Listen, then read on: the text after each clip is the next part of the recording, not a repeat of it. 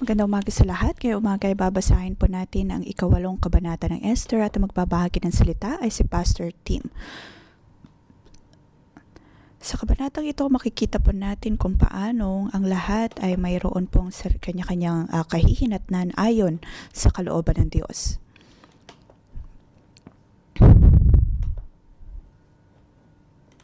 Sa lahat po ng pagkakataon, dapat nating maunawaan ang kalooban ng Diyos at maging bukas sa pagsunod sa kanyang plano. At sa kanya, sa atin pong buhay, makikita po natin ang katagumpayan.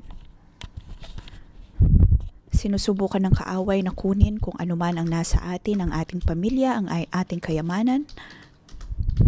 At maaring sa trabaho, ang pakiramdam natin tayo po ay walang kaswerte-swerte, laging may problema pagdating sa atin pong mga ugnayan. Ang lahat po ng ito ay gawa ng kaaway. Ngunit alam po natin na ang Diyos ay mayroong plano ng kaligtasan para po sa lahat sa atin. At ayon sa kanyang pagkakataon, tayo po ay maliligtas.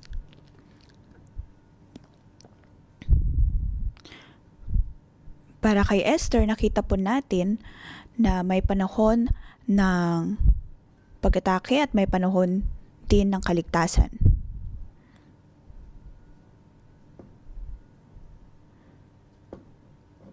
Sa chapter 7, nakita po natin kung paano ang mga Hudyo ay sinubukan ng mga tao o kaya ng iba na atakihin. Ngunit nandoon pa rin ang kaligtasan ng Panginoon.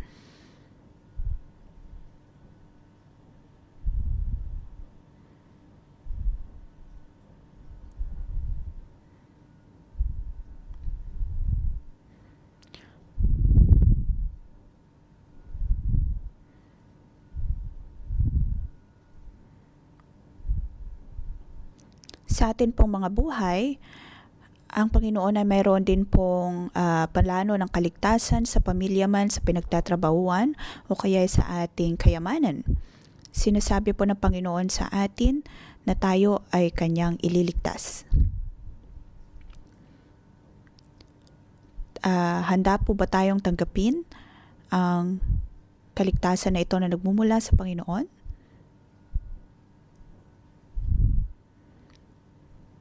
Ito ay isang napakahalagang konsepto na makikita po natin sa libro ng Esther.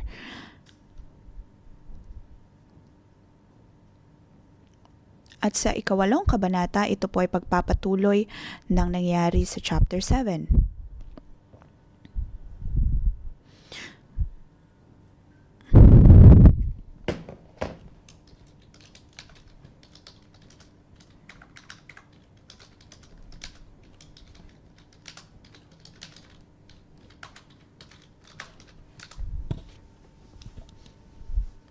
Bibigyan po natin ito ng pamagat, ang tamang pagkakataon na nagmumula sa Panginoon.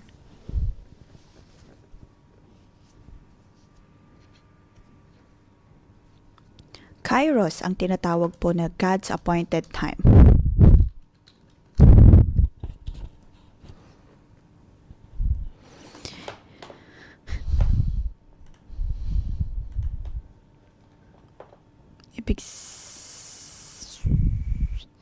Sa pagkakataon pong ito, ang atin pong buhay ay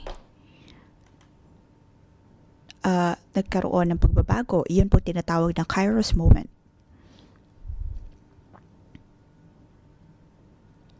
At sa libro ng Esther, nakita po natin ang maraming Kairos moment. Si Esther ay mayroong espiritual na karunungan at kanyang napansin kung ano ang ginagawa ng Panginoon. At ang discernment na ito ay nagmumula din kay Mordecai.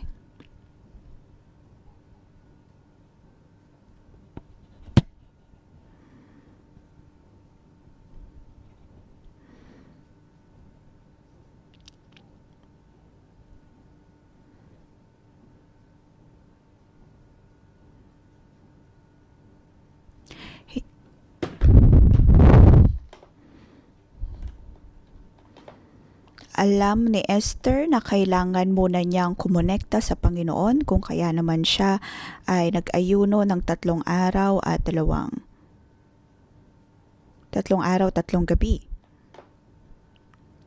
Kanyang ibinahagi sa hari kung ano ang tunay na kanyang kailangan.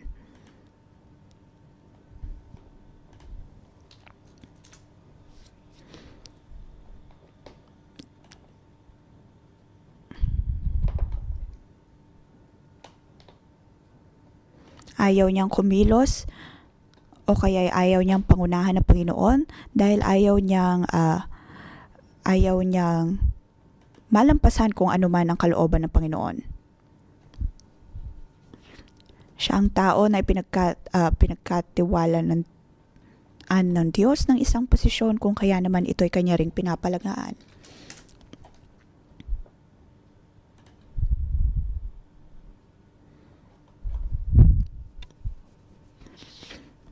Sa verse 1 at 2, alam po natin na ang lahat ay nasa tamang panahon na inilaan ng Panginoon.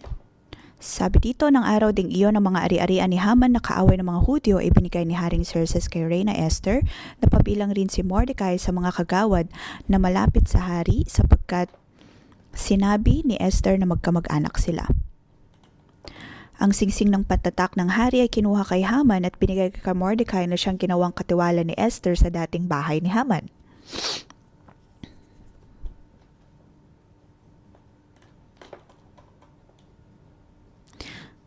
Dapat po nating maunawaan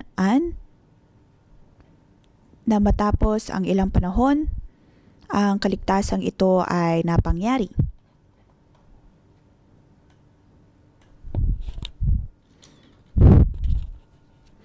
Hindi lang basta-basta na dumating ang Panginoon pagkatapos ay pinatay si Haman, bagkus ay dumating din sa pagkakataon o kaya ay dumating din ang Kairos moment.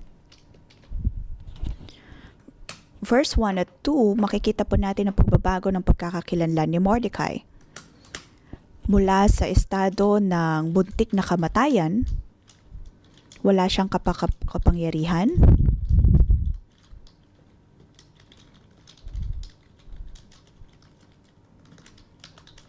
ngunit nakita po natin dito kung paano binago ng hari ang kanyang estado, binigyan siya ng kapangyarihan. Ngunit sa espiritual na aspeto, alam nating ito ay mula sa Panginoon.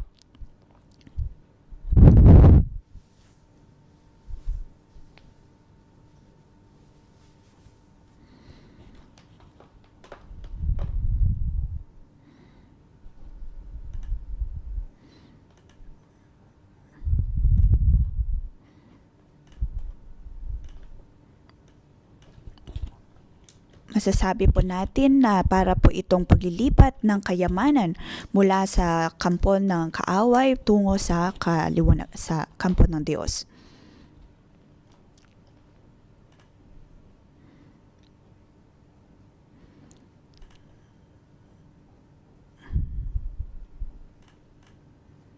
Ang singsing pantatak na ito ay pantatak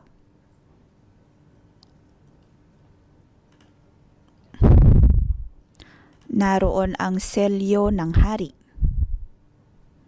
At anumang dokumento na kailangan nilang gamitin ay maaari pong gamitin ang singsing na ito upang tatakan o kaya bigyan ng lagda.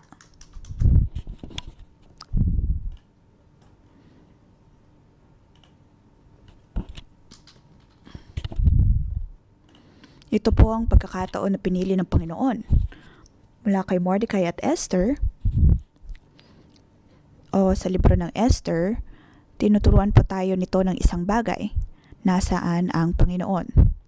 Sa buong libro, hindi po natin nakita ang pangalan ng Panginoon. Hindi po natin nakita kung sila man ay sumamba sa Diyos o kaya tinawag ang pangalan ng Panginoon, ngunit alam ni Esther at Mordecai ang pagkilos ng Panginoon. Sila ay naniniwala sa timing ng Panginoon. At sa timing ng Panginoon, naroon ang kanyang kaligtasan. Sila man ay humarap ng mga patibong, ngunit sila din ay niligtas ng Panginoon.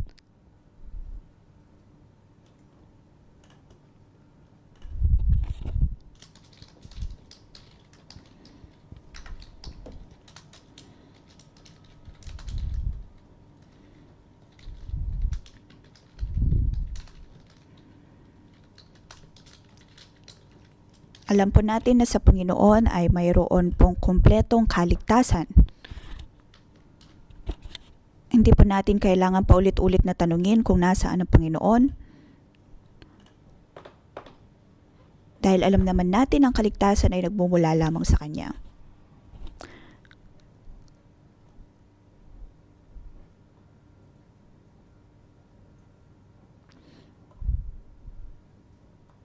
Maaring ang ating pong mga kapamilya ay hindi pa po nila kilala ang Panginoon o kaya ay tinatanggihan po ang ating pagbabahagi tungkol sa Panginoon. O kaya ay sa mga nakikinig online, may ilan sa inyo na gusto nang umalis sa inyong mga trabaho. Ngunit ang lahat ng ito dapat po nating hintayin ang timing ng Panginoon.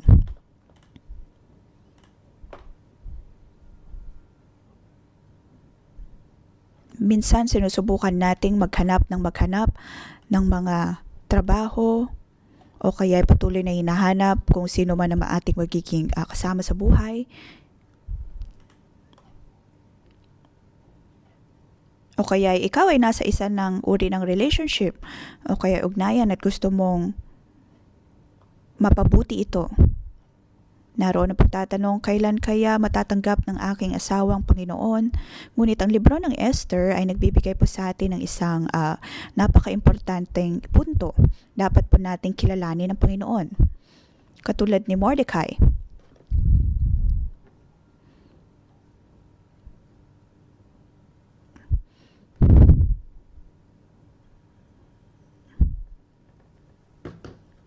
Tayo po ay dapat na tumugon sa Diyos at maghintay ng Kanyang tamang pagkakataon. Isa pang bagay na napakahalaga, tayo po ay dapat na kumilos kasama ang Diyos. Kung tayo po ay naghihintay ng isang bagay na mangyari sa ating buhay, o kaya naghihintay ng katagumpayan, pakiramdam natin matagal na tayo naghihintay.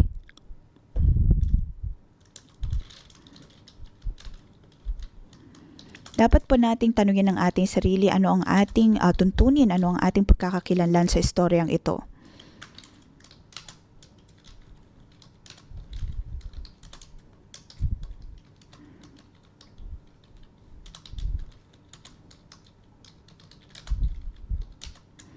Nakita po natin dito na ang Kairos moment para sa mga Hudyo ay dumating na.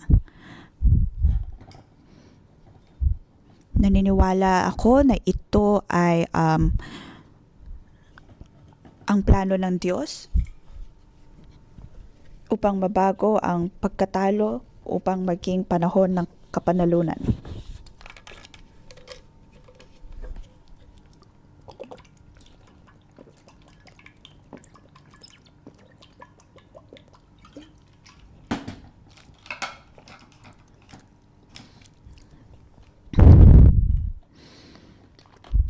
Basahin po natin ang verse 3 hanggang 14.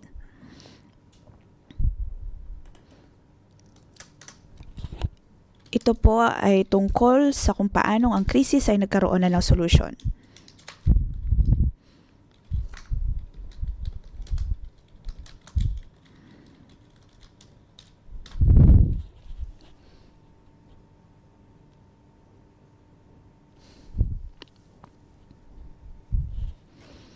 Si Haman ay namatay na, ngunit naroon pa rin ang kasulatan.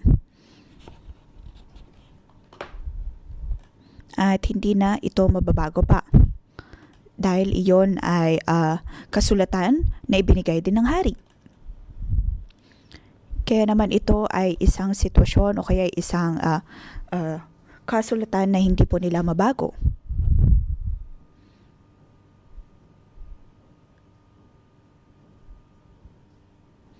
Kaya naman nakalagay pa rin doon na ang mga Hudyo ay sasailalim sa hatol sa mga panahong iyon.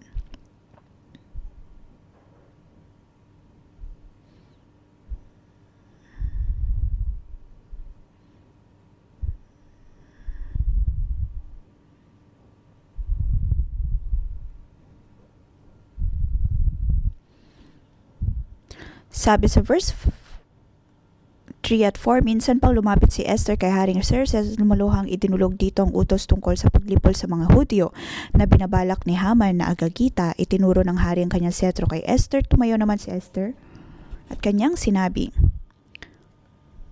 kung mamarapatin ninyo at makukulugod sa inyo kamahalan, nais kong hilingin na inyong ipawalang bisa ang utos na pinakalat ni Haman na agagita, anak ni Hamadeta, laban sa mga Hudyo sa inyong kaharian.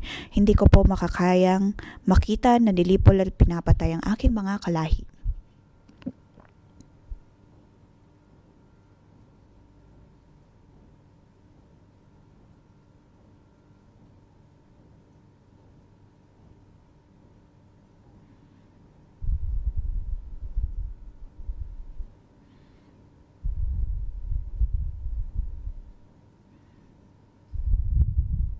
Ito po ay isang sitwasyon na hindi nila mabago basta-basta mabago.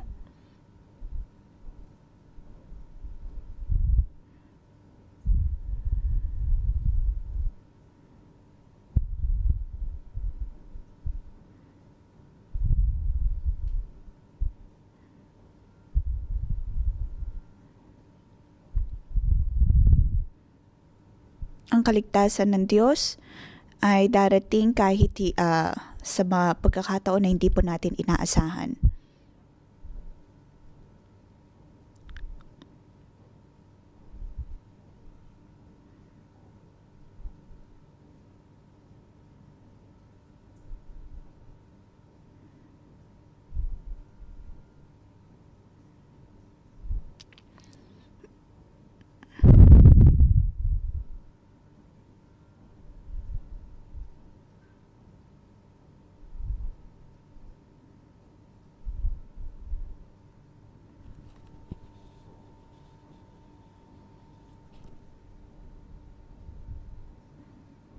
So verse 11 at 12, sa pamamagitan ng sulat na ito, pinahintulot ni Haring Xerxes na magsama-sama ang mga Hudyo upang ipagtanggol ang kanilang sarili laban sa sinumang sasalakay sa kanila mula sa alinmang lalawigan. Ang kamay ng Diyos ay naroon.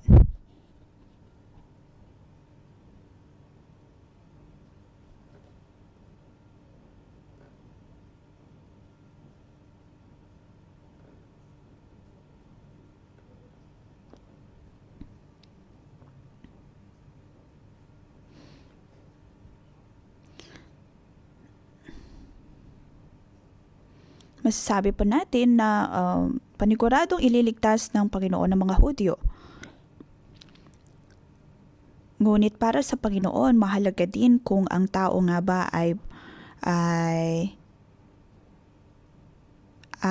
kikilos kasama niya.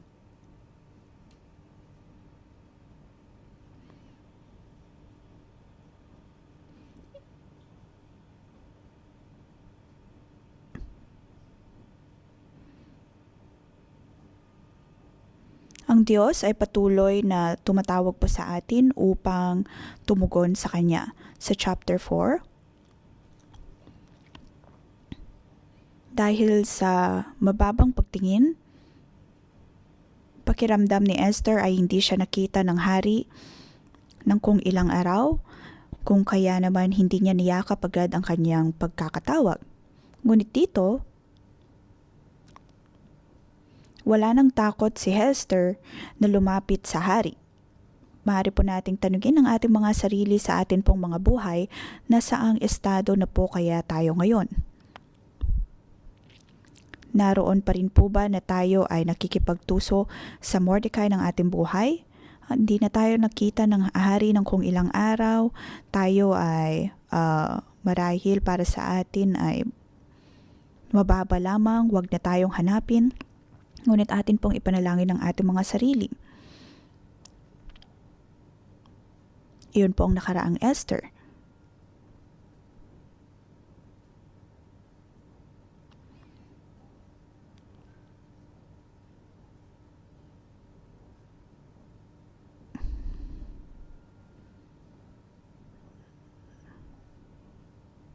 Ngayon, dapat po natin siyasatin ang ating mga sarili. Mayroon po bang mga bagay na sa tingin natin ay imposible sa atin pong buhay? Ang Diyos ay naglaan ng tamang panahon. Maaaring matapos ang ilang mga taon, ang kaligtasan na ito ay mapapangyari.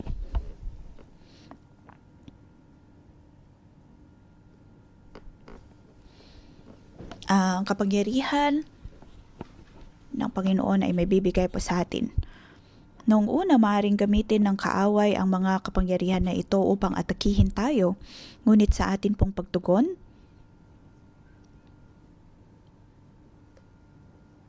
dahil ang plano ng Panginoon ng kaligtasan ay mapupunta sa atin.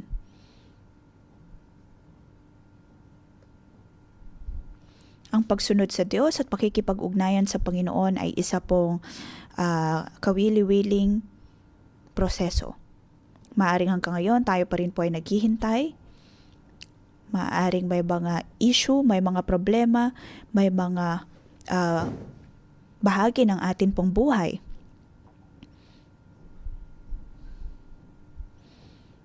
Ngunit darating ang pagkakataon na tayo po ay tutulungan ng Panginoon at pagkakaroon po tayo ng magandang ending.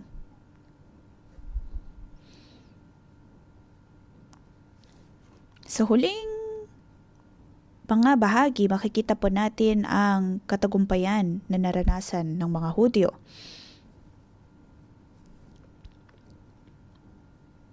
Doon ay nakita po natin na nakapagsuot na si Mordecai ng kasuotan na puti at asul, pinong lino na kulay ubay ang balabal at malaki ang koronang ginto.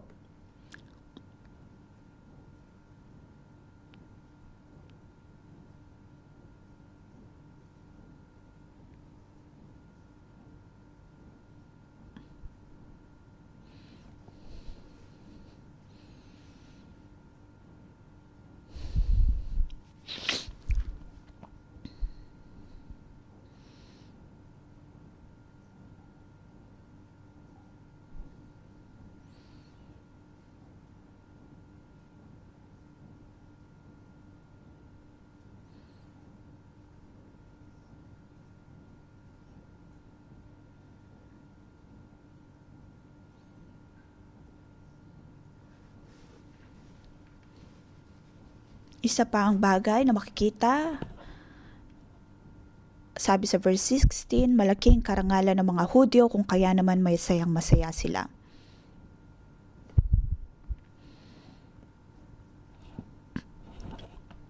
Imbes na abo, ngayon ay mayroon ng corona.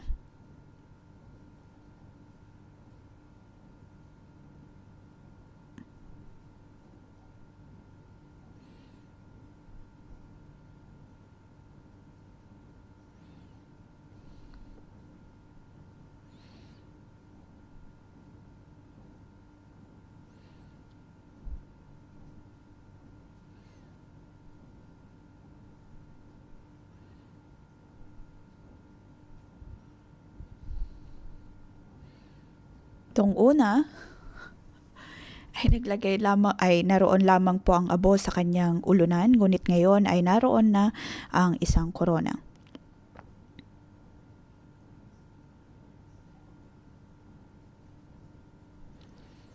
Si Mordecai ay naitaas sa posisyon kung saan siya ang sunod agad sa hari.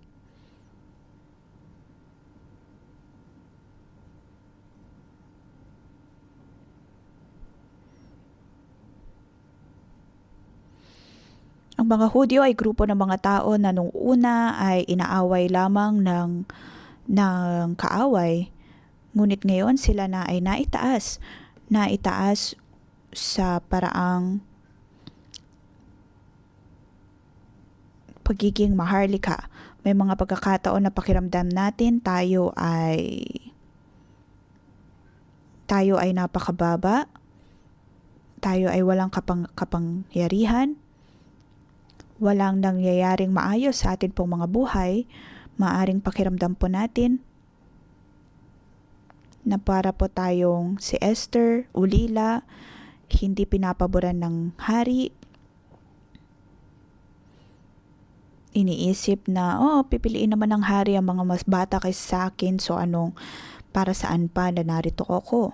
Ngunit ang lahat ng ito ay kasinungalingan mula sa kaaway, dahil isinulat na ng Diyos ang kanyang plano para po sa atin. Dapat po nating yakapin na tayo ang Mordecai at Esther na pinili ng Panginoon.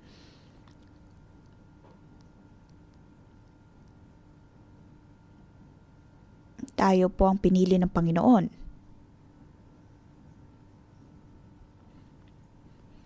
Pareho sa Psalm 8, na tayo ay napakababa, ngunit naroon ang Panginoon.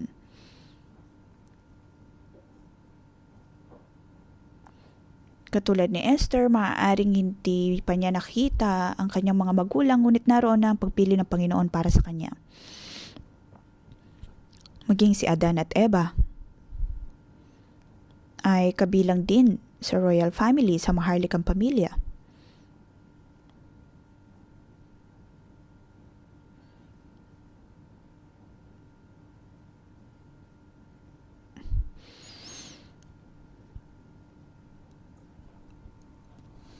Sa atin pong pagbabasa ng libro ng Esther, alam po natin na tayo ay kinoronahan ng Panginoon.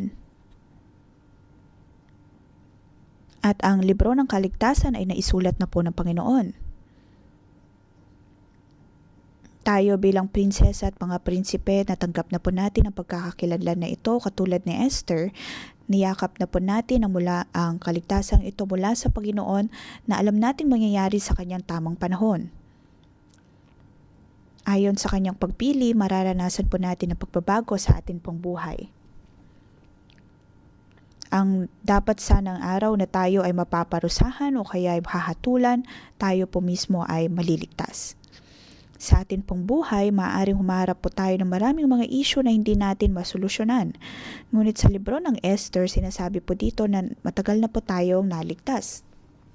At tayo po ang sisidlan ng Panginoon para mapangyari o kaya ay maganap ang kanyang kaligtasan. Naway matanggal po ang mababang pagtingin sa ating mga sarili, bagkus ay maalala po natin na tayo ay ang prinsesa at prinsipe ng Panginoon.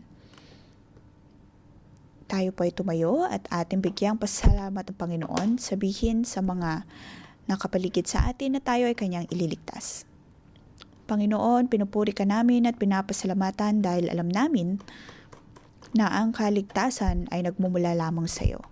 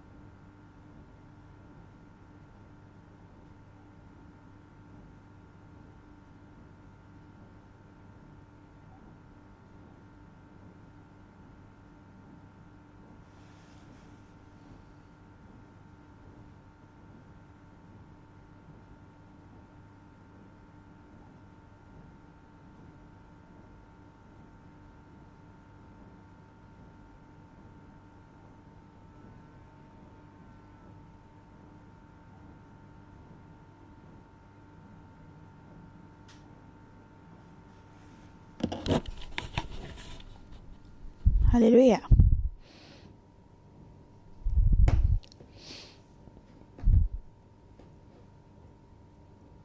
Nais po nating pasalamatan si Tim. Makikita po natin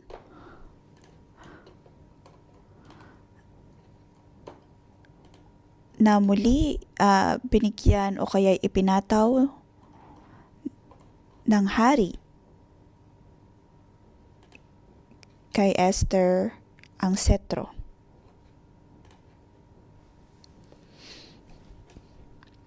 Ito ay ang habag at biyaya ng Panginoon. Kung ano man ang sinabi ni Tim, ako ay nagbibigay ng amen. Nais kong sabihin sa chapter 8 hanggang verse 9 at 10,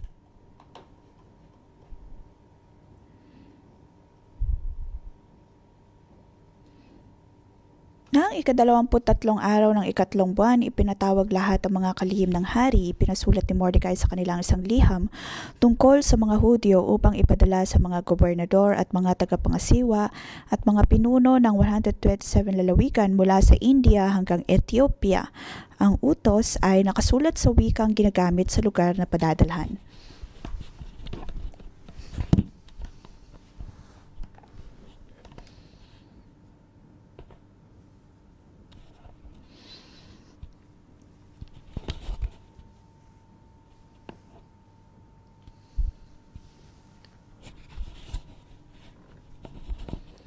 Ang sulat na ito ay sa pangalan ni Haring Xerxes at may tatak ng singsing nito pagkatapos ipinadala sa mga tagahatid sulat sakay ng mabibilis nilang kabayo mula sa kwadra ng hari.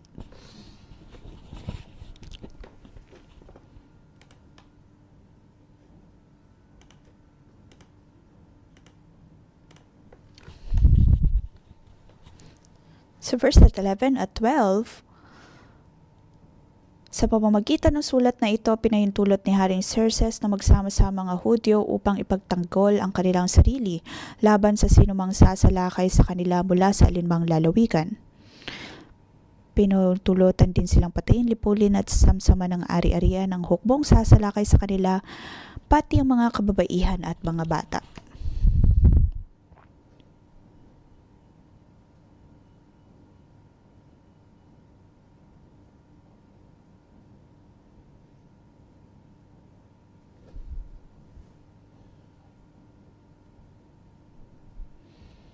Dito makikita po natin ang kasaysayan ng mga Hudyo.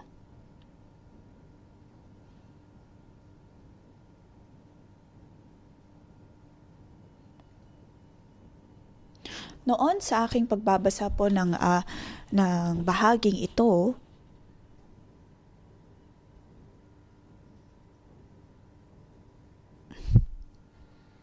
inilalagay o kaya idinadagdag lamang sa kasaysayan. Ngunit sa aking pagbubulay-bulay,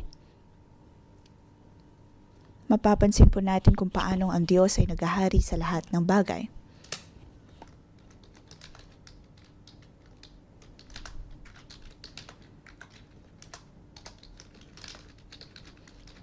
Sa theology, tinatawag po itong typology. Ibig sabihin, makikita po natin ang pattern na ito, ang paraan ng Diyos ng pagkilos.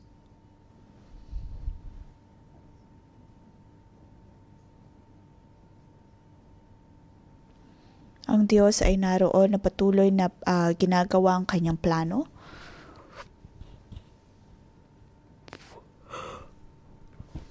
Ang kanyang kalooban ay paulit ay nangyayari sa parehong paraan.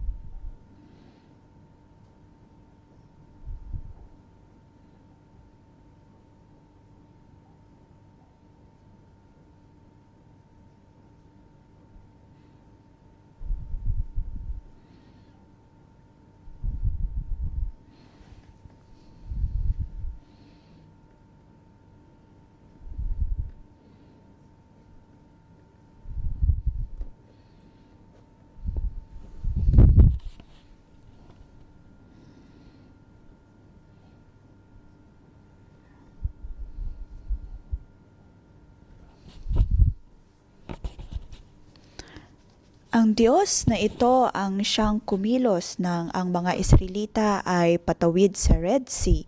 At ang Diyos din na ito ang siyang gumawa ng milagro sa pagpapadami ng pagkain.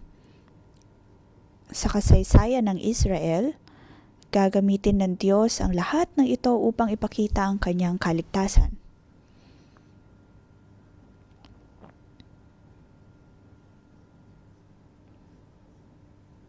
Binigyan po tayo ng Diyos ng pangitaon na ito, lalo na ng puno ng buhay, pagtatanim ng mga puno ng buhay, at ito ay patuloy na mangyayari. Ito ay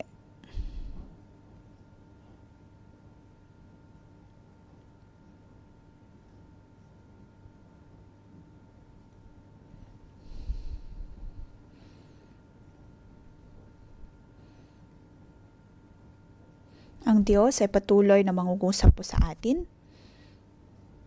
at paging sa akin.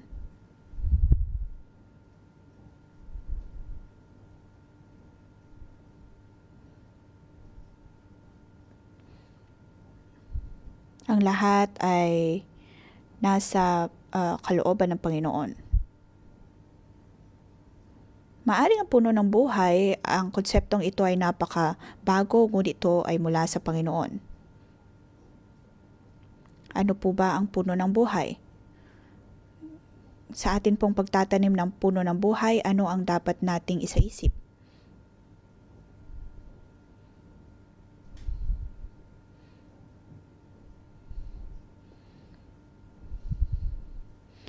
Sa atin pong pagtanggap ng Kristyanismong ito, alam po natin na ang kaligtasan ay nagmumula sa Panginoon.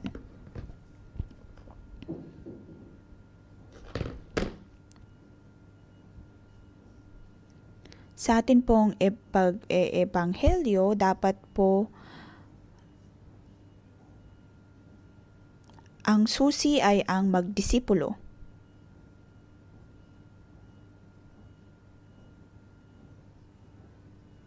Kaya naman ano ang nagbibigay po sa atin ng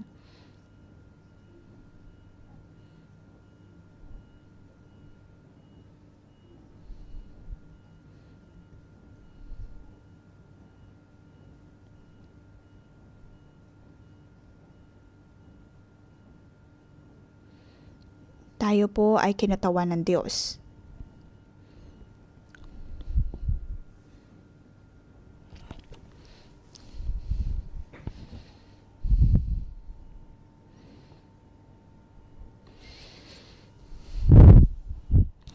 Ang dahon na nagmumula po sa Panginoon o kaya mula sa puno ng buhay na ito ay magbibigay kagalingan sa mga bansa, magbibigay kagalingan sa mga tao, magbibigay kagalingan sa lahat. Sa Panginoon ay wala pong kadiliman, tayo po ay patuloy na maghahari kasama niya.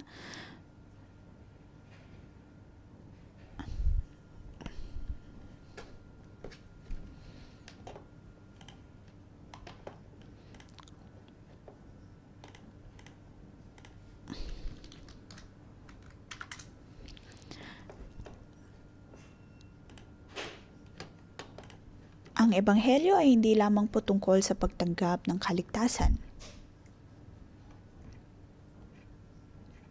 O kaya hindi lamang pagtanggap ng kapangyarihan ng banal na espiritu at tayo mapagpapala pagkatapos iyon na iyon.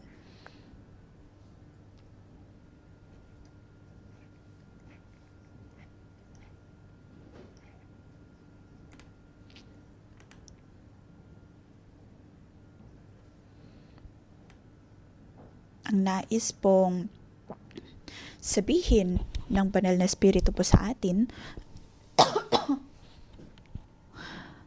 tayo po ay napagpala, nabigyan na ng pagkakataon, nabigyan ng otoridad upang maging alagad ng Diyos. Ito ay upang madala ang lahat ng mga bansa lalo na sa presensya ng Panginoon. Upang ang Diyos ay makapaghari sa atin sa mundo. Bilang mga Kristiyano, tayo ay nabibigyan din ng pagkakataon na maghari kasama ng Panginoon.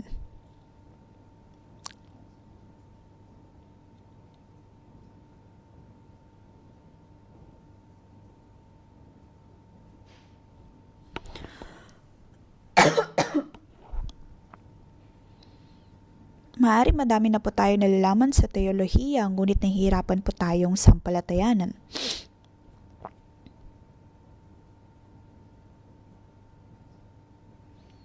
Ngunit ang nais mong sabihin ng Diyos sa atin tungkol sa puno ng buhay, naway maunawaan po natin. Kaya naman ano ang rema ng Panginoon lalo na sa librong ito? Sa verse 9 hanggang verse 12, ano po ang susi rito?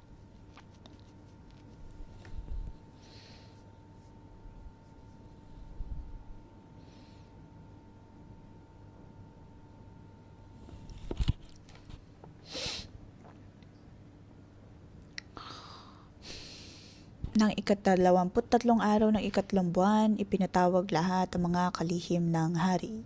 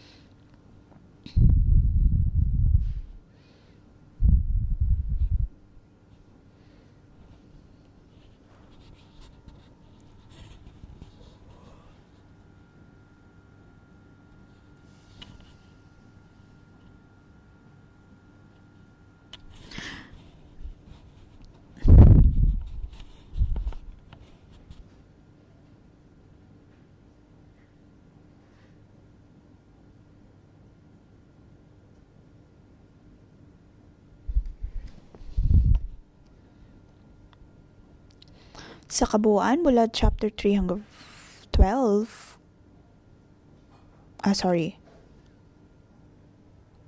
chapter 3 verse 12 hanggang chapter 8 verse 9.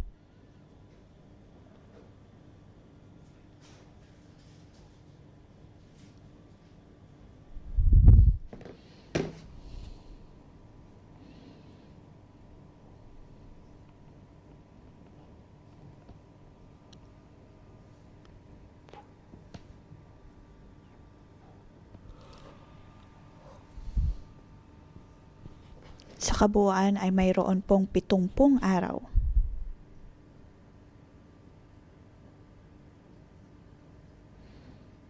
Pitumpung araw ng pagbabalik.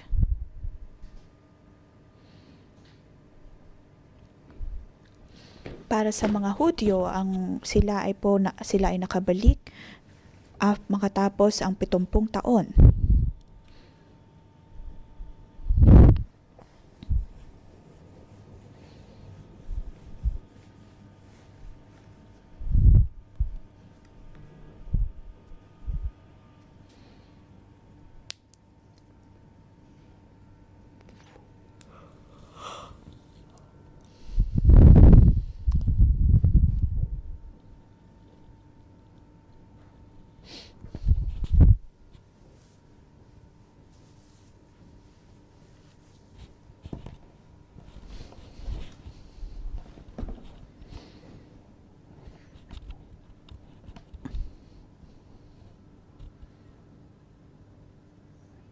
Sa akin pong pagbabasa nito, ako ay natutuwa at puno ng pasasalamat kung kaya naman nais kong umakyat.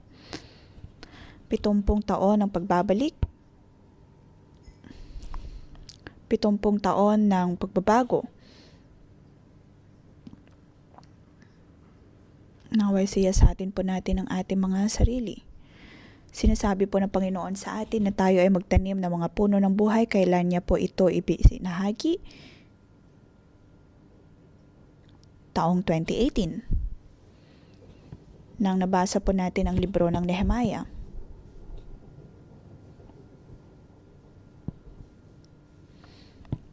Pagkatapos sinabi po ng Diyos sa atin na tayo ay magtanim ng puno ng buhay sa loob ng 52 taon. 18 plus 52, yun po ay 70, 2070. Nung una, hindi ko po ito pinapaniwalaan.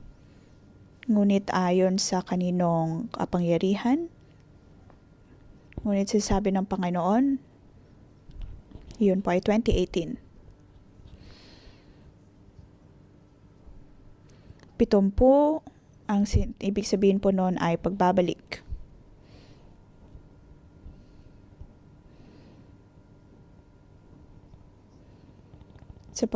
Noon ay nakatayo po ako sa lugar na ito.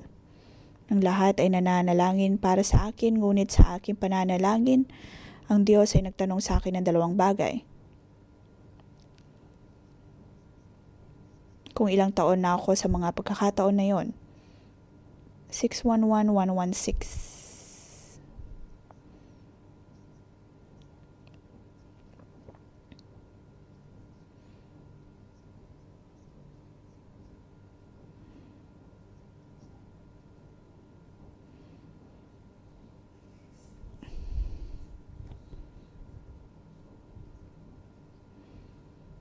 Aking paulit-ulit na sinasabi sa Panginoon na ako ay naniniwala.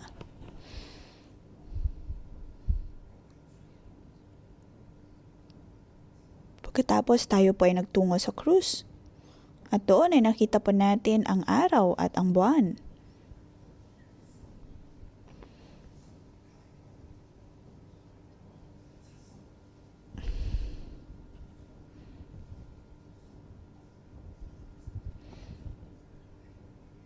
Nasa isang banda ay nakita natin ang paglubog ng araw at ang pagkakyat ng araw. Ang lahat ng ito ay mula sa Panginoon.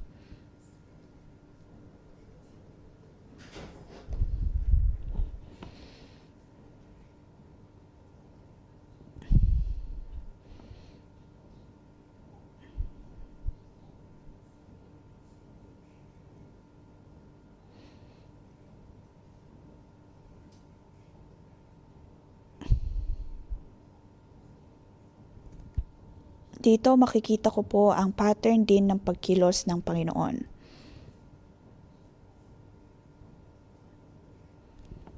Nais na gamitin ng Diyos ang bawat isa po sa atin, lalo na sa pagtatanim ng kanyang puno ng buhay. Ang taong 2070 ay napakahalaga. Noon ay pinagdudahan din ako ni Pastor HK. Kanyang sinabi, Pastor Joshua, ibig sabihin ba nito na ang Panginoon ay babalik sa taong 2070?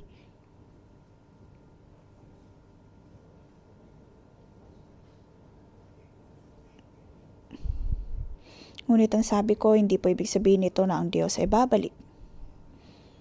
Hindi po natin alam kung kailan tunay na babalik ang Panginoon. Maaaring bumalik po siya matapos lamang ng ilang mga taon.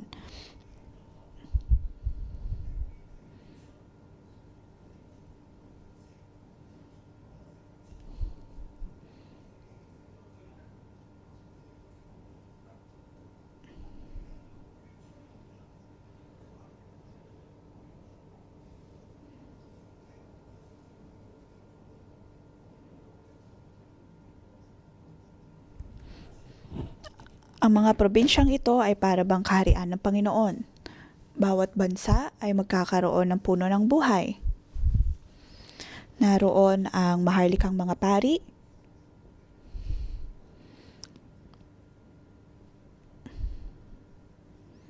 Ang lahat ay tatanggap ng kapangyarihan at kaligtasan ng Panginoon at magiging pagpapala. Ito po ay isang bagay na atin pong sinasampalatayanan, kaya naman sa ating pagbabasa, naway basahin po natin.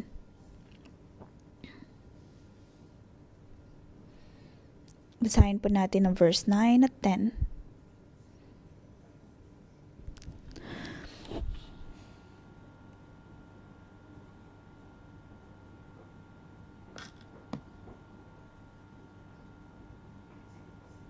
Ipinasulat ni Mordecai sa kanila ang isang liham tungkol sa mga Hudyo upang ipadala sa mga gobernador at mga tagapangasiwa at pinuno ng 127 lalawigan mula sa India hanggang Ethiopia. Ang utos ay nakasulat sa wikang ginagamit sa lugar na padadalhan.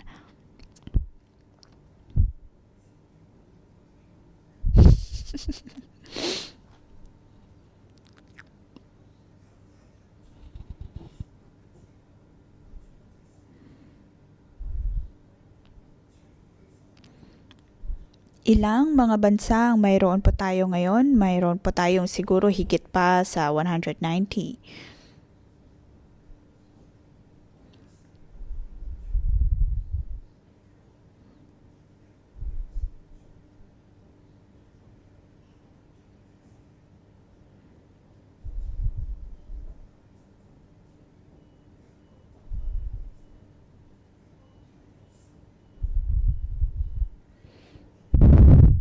Verse 10, ang sulat na ito ay sa pangalan ni Haring Xerxes at may tatak ng singsing nito pagkatapos ipinadala sa mga tagahatid sulat sakay ng mabibilis nilang kabayo mula sa kwadra ng hari.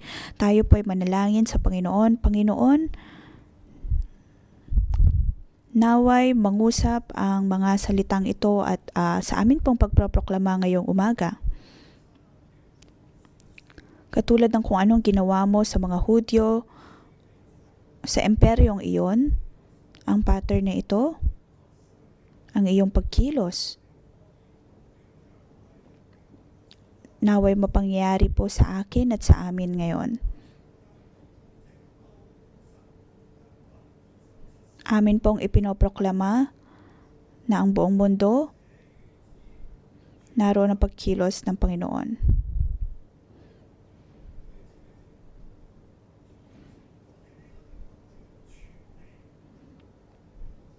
Na ang lahat ng puno ng buhay na maitatanim, Panginoon, ay magniningning para sa iyong kadakilaan. Panginoon, naway mapangyari ang lahat ng ito ayon sa iyong kalooban. At ito po ang aming dalangin sa ngalan ni Jesus. Amen.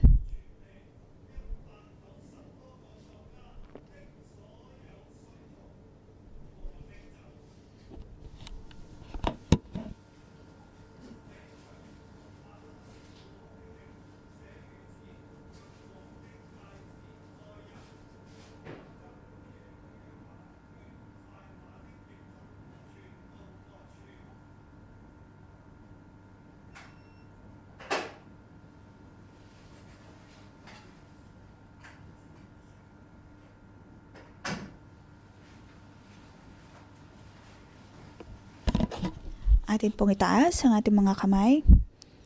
Panginoon, Ikaw ang naghahari araw-araw.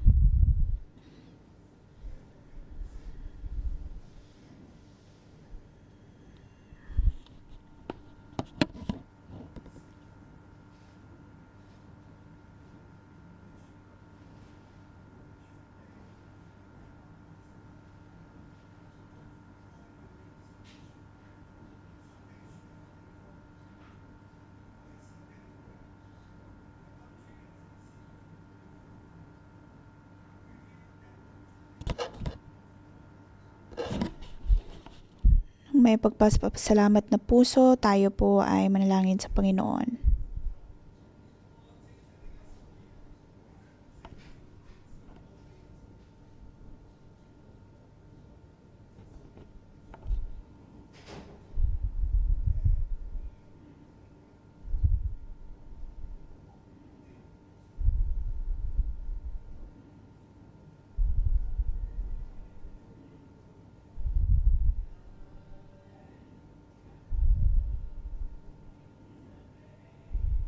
Panginoon, kami ay nagpapasalamat sa iyo. Sa iyong paglikha, O Diyos, kami na ay iyon ang pinili. Iyong sinasabi, Panginoon, na dapat kaming magtanim ng mga puno ng buhay. Panginoon, sa mga panahon na iyon, nakita ko ang isang bahaghari Napakalawak, napakalaki, at sinasabi ng Panginoon, aking mga anak, inyong pasukin ang taong ito. Nakikita ko ang marami na nakaupo lamang, ngunit sinasabi ng Panginoon, kayo ay tumindig, inyong tanggapin ang banal na Espiritu. Nakikita ko na sa ating pagtindig, naroon ang kalasag na nagmumula sa Panginoon. Pagkatapos ay sinasabi ng Panginoon, naway pasukin natin ang pangitain na ito.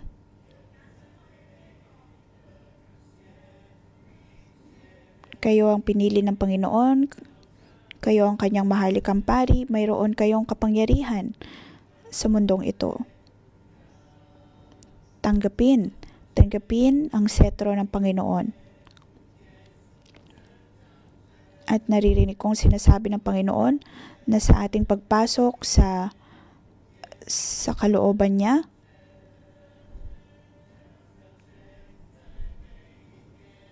ang Diyos ay patuloy na dadaloy sa atin pong mga buhay. At nakikita ko din ang iba't ibang mga cell group sa iba't ibang mga bansa.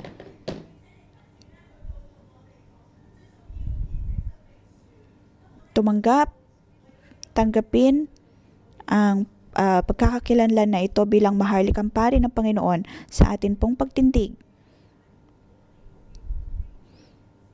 Ang Ebanghelyo ng Panginoon ay patuloy na maikakalat sa lahat ng mga bansa sa pamamagitan po natin.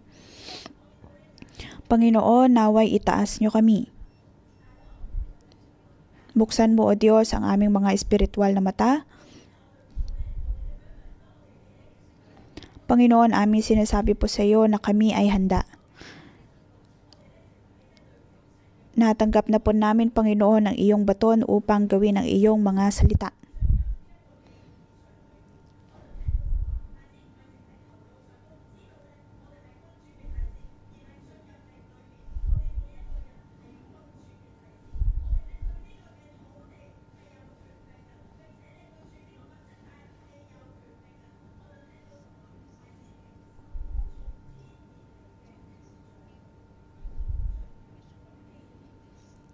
Marami o kaya ang iba ay magiging mga misyonaryo, ang iba naman magiging punong bahagi ng Panginoon. Atin pong matatanggap ang mula sa Panginoon. Lahat na lamig ay mawawala po sa atin.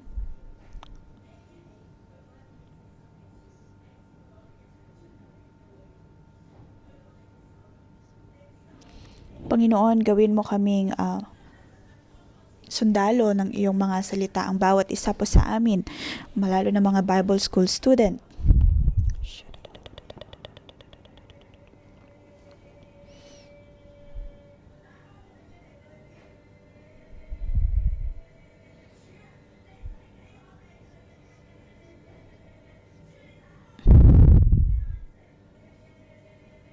Atin pong buksan ang ating mga kamay at tumanggap ng pagpapala.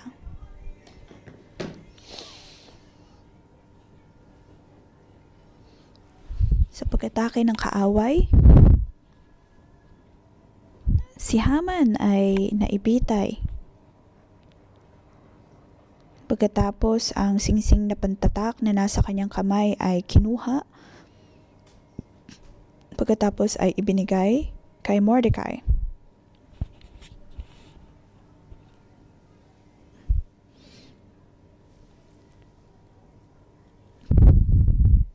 Tayo po ay tumanggap ng kapangyarihan ng pagpapala mula kay Mordecai. Noon, maaaring tayo ay puno ng supresyon. Tayo ang madalas na atakihin. Ngunit ngayon, tayo po ay itinataas ng Panginoon. Nakikita po tayo ng Panginoon. Katulad ng kung paanong napansin din ng hari si Mordecai.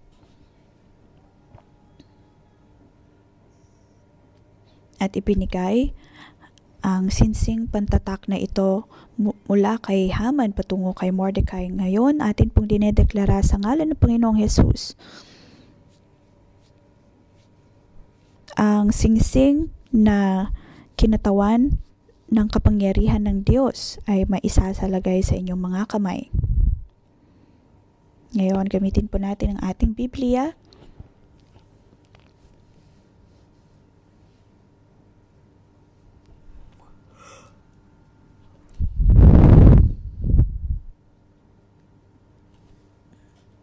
Balikan po natin ang chapter 8.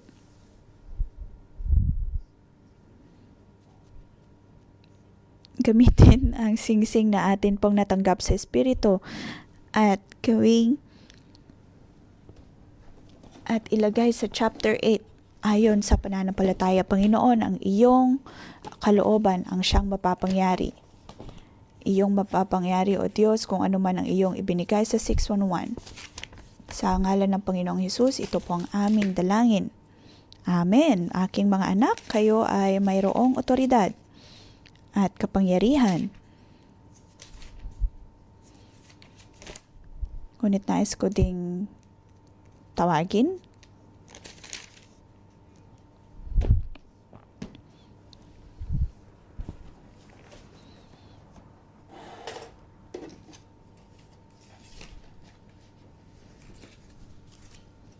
ngayon, katulad ng nabasa po natin, ay kailangan ng iba't ibang mga lengguwahe. Hindi po ibig sabihin na dahil alam ninyo ang mga salitang iyon ay ipapadala na po kayo sa mga lugar na iyon. Noon, ang tradisyonal na pagpapadala ng mga misyonaryo ay ang pagpapadala ng iba't ibang mga tao sa iba't ibang mga bansa. Ngunit ang bagay na o kaya paraan na ibinigay ng Diyos para sa 611 ay kung paanong ang iba't ibang mga tao mula sa iba't ibang mga bansa ay pumupunta po rito.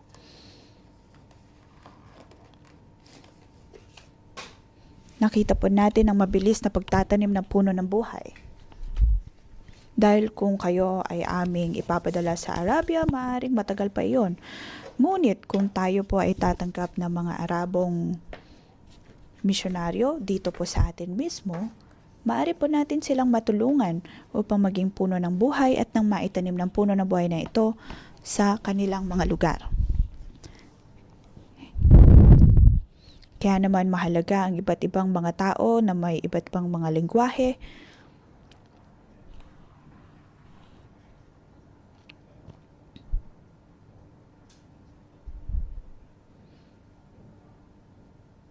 Kung kayo po ay in-cheek, dapat na marunong kayo magsalita ng Mandarin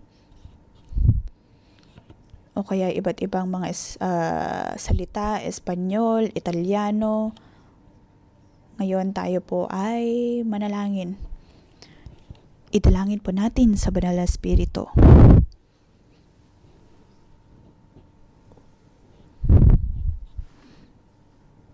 Tayo po ay tumanggap at ipanalangin na bigyan po tayo ng kapangyarihan o kaya ng regalo, kaloob, lalo na pagdating sa mga lengguwahe. Morning.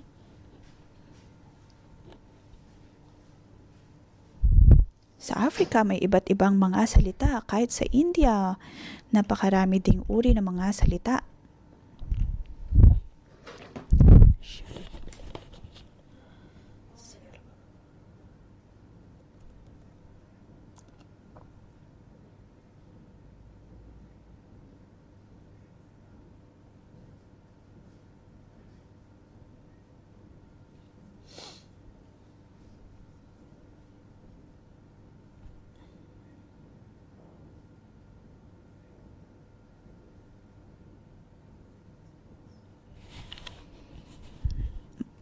Banal na Espiritu, iyong ipahayag sa amin kung anong salita ang ibinibigay mo sa amin na siyang magbibigay sa amin ng kapangyarihan.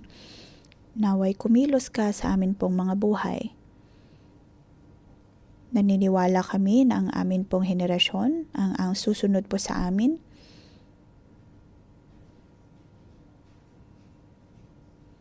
mayroon silang iba't ibang mga lengguwahe, ngunit ang lahat ng ito ay amin pong kailangan. Ito po ang aming dalangin. Sa ngalan din ng Panginoong Hesus, aking pinagpapala ang bawat kapatiran na kayo ay itataas ng Diyos. Katulad ng kung paanong itinaas ng Panginoon si Mordecai, maaaring noon kayo ay may supresyon, ngunit naroon ang kalooban ng Panginoon.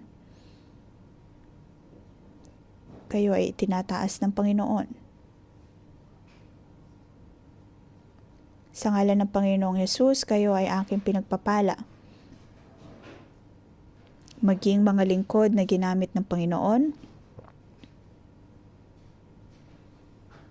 saan man kayo magpunta, kayo ay pagpapalain ng Panginoon. Mapagpapala kahit anuman ang inyong gagawin sa ngalan ng Panginoong Yesus, kayo ay aking pinagpapala. Amen. Dito po nagtatapos ang ating pangumagang debosyon. Magandang umaga.